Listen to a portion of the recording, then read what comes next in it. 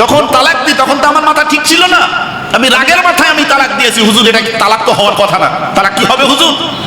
আমি বললাম শুনে, মানুষ কি হাসতে হাসতে আনন্দের সাথে বলে তালাক দিলাম? এরকম কোন কেউ কাজ করছে? এই কাজ কেউ যদি করে বুঝতে হবে সে পাগল, তার মেন্টালি সমস্যা রয়েছে, তার মাথার সমস্যা রয়েছে, সে মাজনুন, পাগল। মানুষ তো রাগের মাথায় তালাক দেয়, এ কঠিন সিদ্ধান্ত নিয়ে ফেলে। তো হুজুর এটা কি কোনো সমাধান আসা যায় না? হুজুর এখন কি গ্রহণ করা যায় না? আমি বললাম শুনে, ইসলাম এত সহজ নয়, আমরা নিজেরাই কঠিন বানায় ফেলছি। আপনি তালাক দিলেন কেন? রাগের মাথায়। আর কিছু কাজ ছিল না? একটা লাঠি দিয়ে পিটন দিতে পারেন নাই? ঠিক না বেঠিক? একটা চড় মারতে পারেন নাই? অথবা আপনি রাগ উঠছে মাথা, আপনি বসে যেতে পারেন নাই? আপনি বলতেন হাসি মুখে, স্বামীকে পানি দাও, স্ত্রীকে পানি দাও। আচ্ছা বুঝলাম, এটা তো মাথায় আসলো না, তোর সাথে কথাই বলবো না। আপনি বাড়ি থেকে বাইরে চলে যেতেন, যাওয়ার পরে দোকানে যায় বা বাইরে পানি খাইতেন, আপনার মাথার সব রাগ ঠান্ডা হয়ে যেত। ইসলাম আমাদেরকে যা ফরমালিটি দিচ্ছে, আমাদের যে চিকিৎসা দিচ্ছে, ট্রিটমেন্ট দিচ্ছে, আমরা তো সেগুলো মানছি না। ইসলাম বলছে আপনার রাগান্বিত হয়েছেন, আপনি অতিরিক্ত আপনি রেগে গেছেন, আপনি বসে যান, দাঁড়িয়ে আছেন আপনি বসে যান, এটা ইসলাম শিক্ষা দিচ্ছে। এরপরও আপনার রাগ কন্ট্রোলে আসে না, আপনি কি করবেন? শুয়ে যান। এরপরও যদি আপনার রাগ কন্ট্রোলে না আসে, আপনি বাইরে চলে যান, ওই জায়গা থেকে স্থানান্তর করেন, আপনি পাশে কোনো জায়গায় চলে যান। এরপরও যদি আপনার রাগ কন্ট্রোল না হয়, বিশ্বনবী মুহাম্মদ রাসূলুল্লাহ সাল্লাল্লাহু আলাইহি সাল্লামের দলিল থেকে পাওয়া যায়, আপনি অন্য কোনো জায়গা আপনি কি করেন? সফর করেন। প্রয়োজনে আপনি কি করবেন?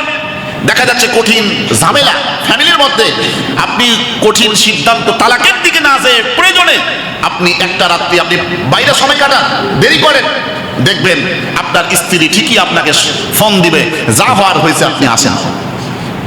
কিন্তু আমরা এই কাজগুলো করি না, বরঞ্চ এই ছোট্ট কাজগুলো, এই ছোট্ট বিষয়গুলোকে আমরা আস্তে আস্তে বড় করতে করতে এমন পর্যায়ে নিয়ে গেছি, শেষ পর্যন্ত সংসারই অচল হয়ে যায়, ভেঙে যায়।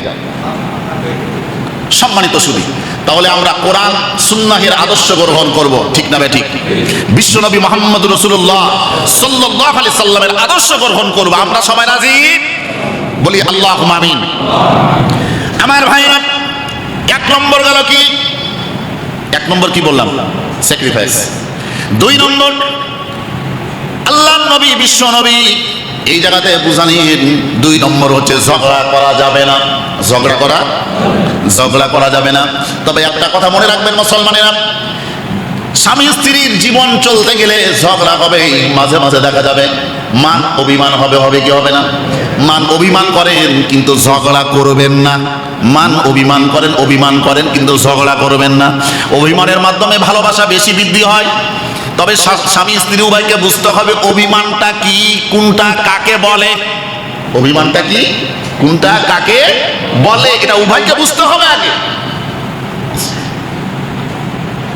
এখন পাগলের মতো যদি বলা হয়, নৌকাতে উঠছে পাগল, এরপরে বলছে কি করিও না, হ্যাঁ নড়াচড়া করিও না, পাগল তো আরো ও কাজটা করবে। নিজেদেরকে বুঝতে হবে, ঝগড়া করা এটা মহামূর্খতার কাজ। অভিমান করা এটা নবীজির সুন্নাহ। আল্লাহর নবীর স্ত্রীরা অভিমান করেছেন, তবে ঝগড়া করেন নাই, অভিমান করেছেন। অভিমানের মাধ্যমে ভালোবাসা তৈরি হয়, ভালোবাসারও বৃদ্ধি পায়, কিন্তু ঝগড়ার মাধ্যমে সংসার নষ্ট হয়ে যায়। ঝগড়ার মাধ্যমে কি হয়? সংসার।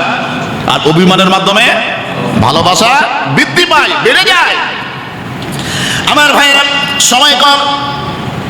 তিন নম্বর, স্বামী স্ত্রীর কোনো আমানত এটা বাইপাস করা যাবে না। স্বামী স্ত্রীর মাঝের কথা, ভিতরের বিষয়গুলো বাইপাস করা যাবে না, আপনার বোমবাস করা যাবে না, এটাকে কি করা যাবে না? ফ্রি সার্ভিস দেওয়া যাবে না। অর্থাৎ স্বামী স্ত্রীর অনেক কথা আছে, অনেকে গোপনীয় কথা বন্ধু বন্ধুদের কাছে, বান্ধবী বান্ধবীর কাছে আলোচনা করে। দেখা যায় ভাবির কাছে আলোচনা করে, বন্ধু বন্ধুর কাছে আলোচনা করে, ফ্যামিলির ভিতরগত বিষয়। আল্লাহর নবী বিশ্বনবী বলেন, যারা এই কাজ করে আল্লাহ পাক রব্বুল আলামিনের ফেরেশতারা এরকম ভাবে তার উপর লানত দিতে থাকে।